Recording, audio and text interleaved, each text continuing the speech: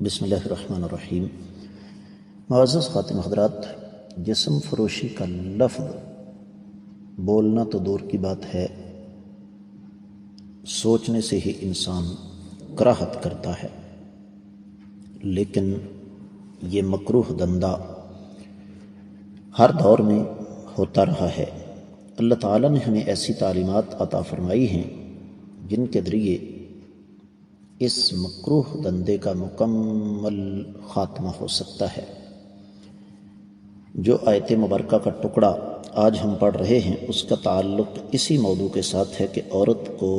جسم فروشی پر مجبور کس نے کیا۔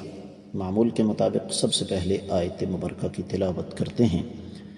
اعوذ باللہ السمیع العلیم من الشیطان الرجیم۔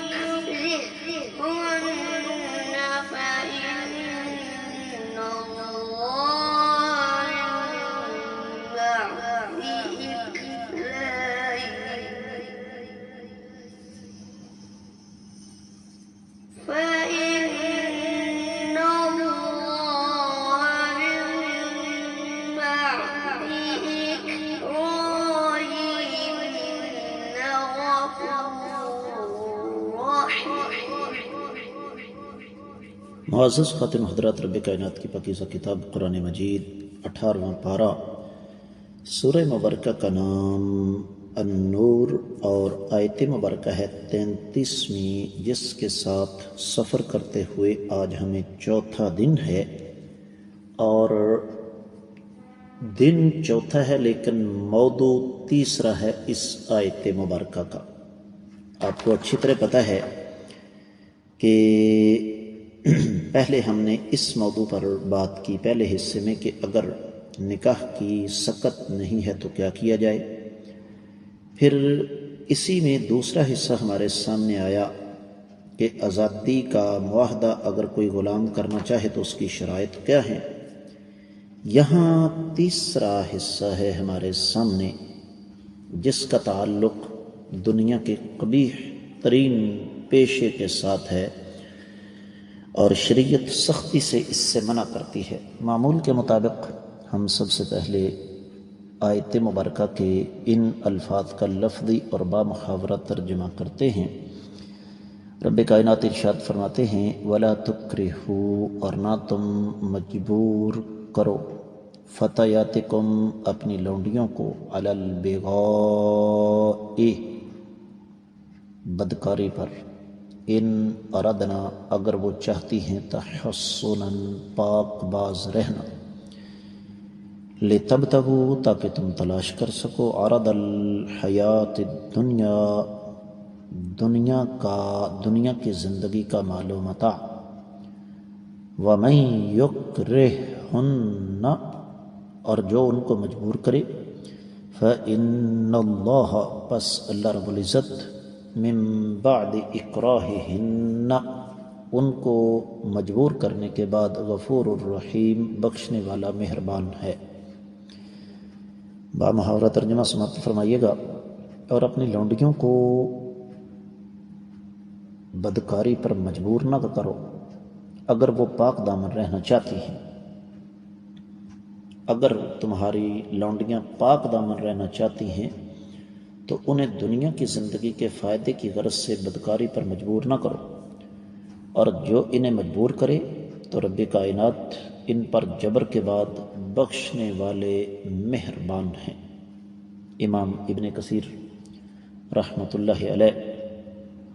اس آیت مبارکہ کی تفسیر بیان کرتے ہوئے ارشاد فرماتے ہیں کہ زمانہ جاہلیت کے بدترین طریقوں میں سے ایک یہ بھی تھا کہ وہ اپنی لونڈیوں کو بدکاری پر مجبور کرتے تھے اور اس بدکاری کے نتیجے میں وہ رقم لا کر اپنے مالکوں کو دیتی تھیں۔ اس پر ہم دیگر کتب تفسیر کی روشنی میں بات کریں گے، تو میں آپ کو سمجھاؤں گا کہ وہ زمانہ جاہلیت آج بھی موجود ہے، لیکن صرف اس کی شکل بدل گئی ہے۔ اسلام میں آ کر اس بری رسم کو توڑ دیا۔ پھر امام ابن کثیر رحمۃ اللہ علیہ فرماتے ہیں کہ یہ آیت مبارکہ عبداللہ بن ابی بن سلول جو کہ منافقین کا سردار تھا بدبخت، اس کے بارے میں آئی ہے، اور وہی ایسا کرتا تھا کہ ایک تو پیسہ آتا تھا، دوسرا چونکہ لونڈی کی اولاد آگے غلام ہی ہوتی ہے تو اس سے اس کی شان اور ریاست میں اضافہ ہوتا تھا، اور یہ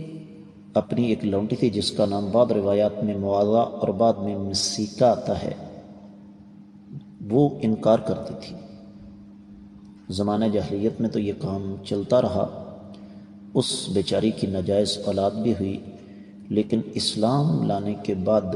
جب اس عورت نے انکار کر دیا تو اس بدبخت منافق نے اسے تشدد کا نشانہ بنایا، تو اللہ نے یہ آیت مبارکہ نازل فرما دی۔ اور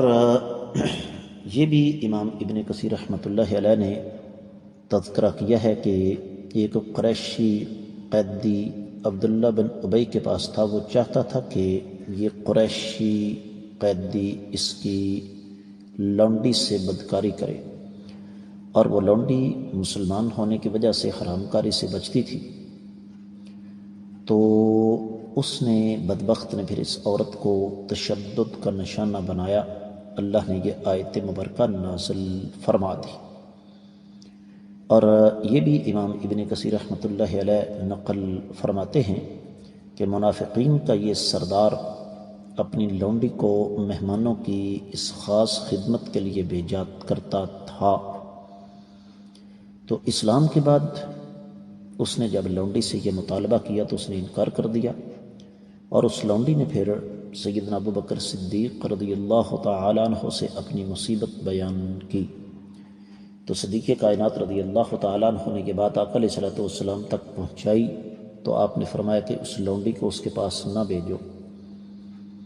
تو اس بدبخت منافق نے پھر شور مچا دیا کہ دیکھو محمد صلی اللہ علیہ وسلم ہماری لونڈیوں کو ہم سے چھین رہے ہیں، تو اللہ نے یہ آسمانی حکم نازل فرما دیا۔ امام صاحب فرماتے ہیں کہ ایک روایت یہ بھی ہے کہ مسیکہ اور معاذہ دو لونڈیاں تھیں اور دو شخصوں کی تھیں، تو اسلام کے بعد مسیکہ اور اس کی والدہ نے آ کر کائنات کے امام صلی اللہ علیہ وسلم سے شکایت کی،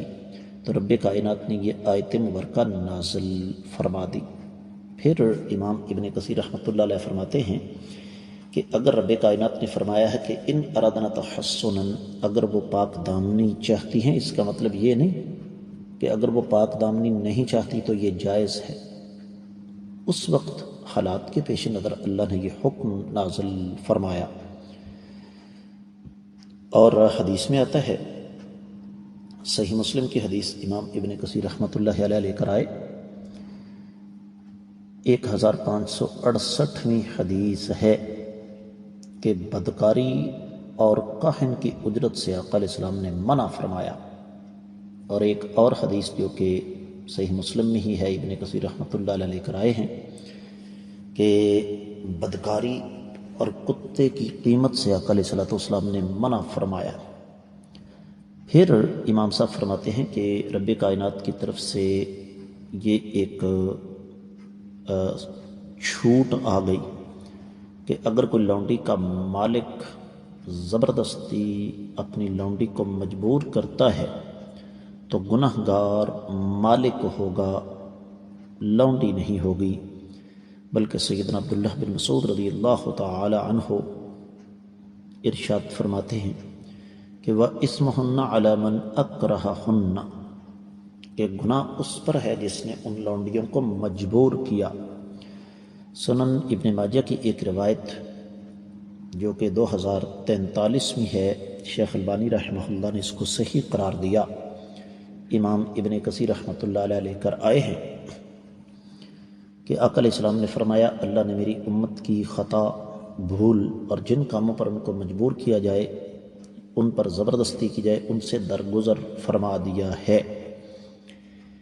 پھر امام صاحب فرماتے ہیں کہ ان تمام احکامات کو تفصیل کے ساتھ بیان کرنے کے بعد اللہ فرماتے ہیں کہ ہم نے کلام مقدس قرآن مجید کی یہ روشن اور واضح آیات تمہارے سامنے بیان فرما دی۔ اگلے لوگوں کے واقعات بھی تمہارے سامنے آ چکے ہیں کہ انہوں نے اللہ کے احکامات کی مخالفت کے نتیجے میں کس انجام کا سامنا کرنا پڑا۔ وہ لوگ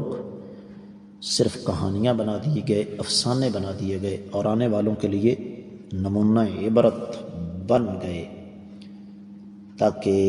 پرہیزگار لوگ اس سے عبرت حاصل کریں اور اللہ کی نافرمانیوں سے بچتے رہیں۔ اس حوالے سے پھر ایک روایت جو کہ سنن ترمذی میں ہے لیکن شیخ البانی رحمہ اللہ اس کو ضعیف قرار دیتے ہیں کہ قرآن میں تمہارے اختلاف کے فیصلے موجود ہیں، تم سے پہلے زمانے کے لوگوں کی خبریں موجود ہیں، بعد میں ہونے والے امور کے حالات کو بھی بیان کر دیا گیا ہے۔ یہ مفصل ہے،